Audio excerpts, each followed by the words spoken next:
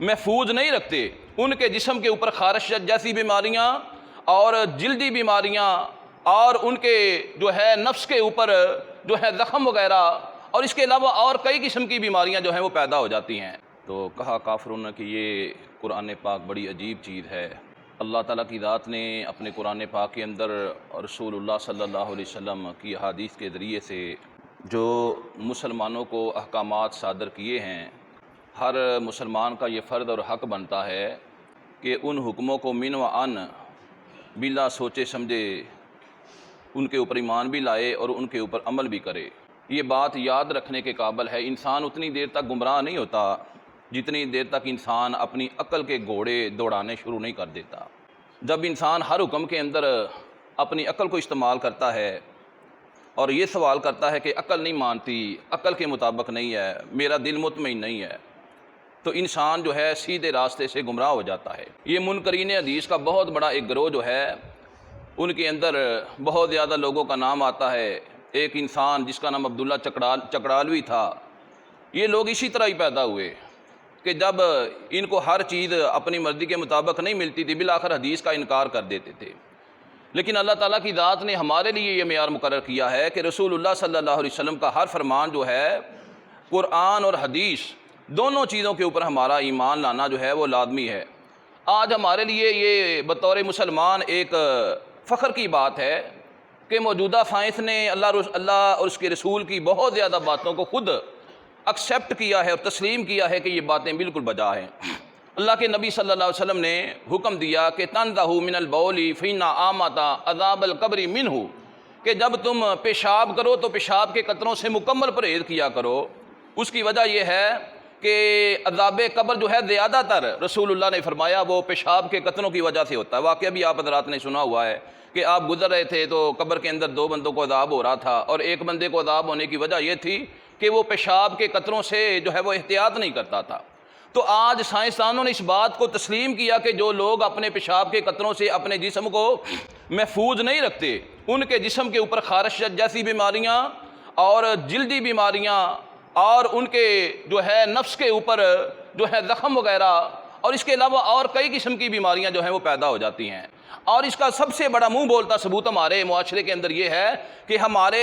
معاشرے کے اندر وہ لوگ جو لنڈے کو پسند کرتے ہیں یا غریب لوگ جو لنڈے کا لباس لے کر خرید کر پہنتے ہیں، وہ لے کر اس سے پہلے اس کو اچھی طرح گرم پانی کے اندر جراثیم کش پانی کے اندر دھوتے ہیں پھر اس کو پہنتے ہیں۔ اس کی وجہ یہ ہے کہ ان کو اس بات کا احساس ہوتا ہے کہ ان کے جو لباس ہیں اور ان کے جو اجسام ہیں ان کے اوپر جلدی امراض اور جلدی بیماریاں جو ہیں وہ پھیلی ہوتی ہیں۔ دوسرے نمبر کے اوپر میں گزارش یہ کروں گا کہ رسول اللہ صلی اللہ علیہ وسلم کا حکم ہے کہ اگر کتا کسی برتن کے اندر منہ ڈال دے، کتا کسی برتن کے اندر کھانے پینے والے برتن میں منہ ڈال دے تو اس کو 7 دفعہ دھونا ہے۔ حدیث کے اندر آتا ہے 6 دفعہ پانی کے ساتھ دھونا ہے اور 7ویں دفعہ مٹی کے ساتھ دھونا ہے۔ تو جرمنی کا ایک بہت بڑا سائنسدان جس کا نام کرخ ہے، اس نے اس بات کے اوپر تحقیق کرنا چاہیے کہ اگر کتا کسی برتن کے اندر منہ مار دے تو اس کو کس طرح پاک کیا جائے، کس طرح صاف کیا جائے، جراثیم سے محفوظ کیا جائے۔ وہ کہتا ہے تحقیق کرتے کرتے مجھے رسول اللہ صلی اللہ علیہ وسلم کی شمع کی ہدایت کی روشنی جو ہے وہ مل گئی۔ میں نے آپ کی حدیث پڑھی کہ مسلمانوں کے جو پیغمبر ہیں انہوں نے حکم دیا تھا آج سے 1400 سال پہلے کہ اگر کتا برتن میں منہ مار لے تو اس کو 6 دفعہ پانی سے دھوئیں، 7ویں دفعہ اس کو مٹی کے ساتھ دھوئیں۔ وہ سائنسدان اس بات کے اوپر تحقیق کرنی شروع ہو گیا کہ مٹی کے ساتھ برتن کو دھونے کا حکم کیوں دیا گیا ہے۔ اس نے مٹی کے ایک ایک جز کے اوپر تحقیق کی۔ اس نے دیکھا مٹی کے اندر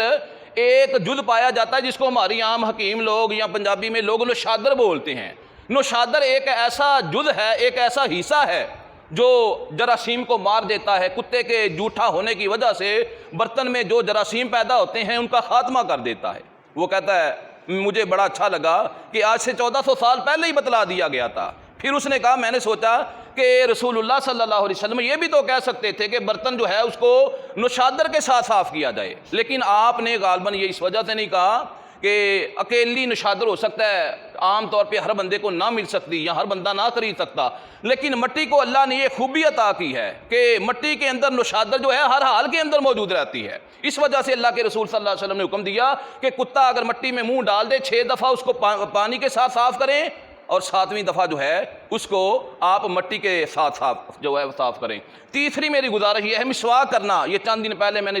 اس عنوان سے جو ہے وہ درس بھی دیا تھا۔ جو بندہ مسواک کرتا ہے یہ ریشے کی بیماریاں اور یہ کیڑا گننا، نزلہ وغیرہ اور اس کے علاوہ ان تمام بیماریوں سے وہ بندہ اپنے آپ کو محفوظ کر لیتا ہے، اور ناک اور گلے کے آپریشن کے امکانات سے وہ بندہ بالکل محفوظ رہتا ہے۔ اور پھر سائنسدانوں نے اس بات کو ایکسیپٹ کیا ہے کہ جو بندہ رات کو سوتے ہوئے مسواک کرتا ہے، ہم لوگ تو صبح ہی کرتے ہیں نا خالی، رات کو جو بندہ سوتے ہوئے اپنے دانت صاف کر کے سوتا ہے اس بندے کے دانت کبھی بھی خراب نہیں ہوتے۔ صبح بھلے آپ کریں یا نہ کریں، ہاں کرنا تو چاہیے، لیکن صبح بھلے آپ اپنے دانتوں کو صاف کریں یا نہ کریں، لیکن جو بندہ رات کو اپنے دانت صاف کر کے سوتا ہے، مسواک کر کے سوتا ہے، تو اس بندے کے دانت کبھی خراب نہیں ہوتے۔ اور آپ صلی اللہ علیہ وسلم کی یہ سنت عظیمہ ہے کہ آپ رات کو سونے سے پہلے مسواک کر کے سوتے تھے۔ اور کسی اہل دانش نے کہا کہ جتنی دیر تک مسلمان مسواک کرتے رہے، جتنی دیر تک مسلمانوں نے مسواک کی سنت کو مضبوطی سے تھامے رکھا، یہ ڈینٹل سرجن تو پیدا ہی نہ ہوئے، ڈینٹل سرجن اس وقت پیدا ہوئے جب مسلمانوں نے مسواک کو چھوڑ دیا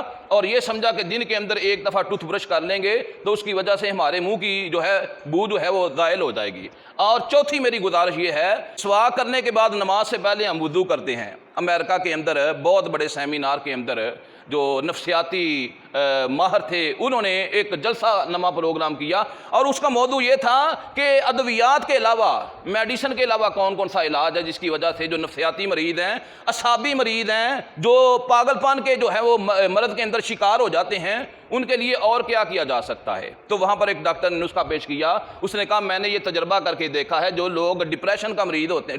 مریض ہوتے ہیں، نفسیاتی امراض کے اندر مبتلا ہوتے ہیں، اگر دن کے اندر 5 دفعہ ان کا منہ جو ہے اس کو دہلایا جائے تو کافی حد تک ان کو فاقہ ہو جاتا ہے، کافی حد تک ان کو جو ہے وہ فائدہ ہوتا ہے۔ وہ کہنے لگے خو یار ہم نے تو یہ کبھی سوچا ہی نہیں، مسلمانوں کے اندر یہ جو نفسیاتی بیماریاں ہیں، ڈپریشن ہے، کافروں کی نسبت بہت کم ہے۔ اور اس کی غالباً وجہ یہ ہے کہ مسلمان دن کے اندر 5 دفعہ وضو کر کے اللہ کے دربار کے اندر کھڑے ہوتے ہیں۔ اور پھر چھٹی گزارش یہ ہے، مسلمان وضو کر کے جب اللہ کے دربار میں کھڑا ہو جاتا ہے، ایک تو ریڑھ کی ہڈی کی جو بیماریاں ہیں اللہ اس سے اس کو محفوظ رکھتا ہے، ذہنی طور پر اس کو اطمینان اور سکون اور راحت اور مسدد جو ہے وہ حاصل ہوتی ہے، اور اس کے علاوہ اعصاب جو ہیں اس کے مضبوط رہتے ہیں۔ نماز پڑھنے کے بھی بہت سے فائدے ہیں۔ آخری میری گزارش یہ ہے، یہ تھوڑا سا پہلے بھی میں نے بیان کیا تھا کہ اللہ کے نبی صلی اللہ علیہ وسلم نے فرمایا اذا وقع الذباب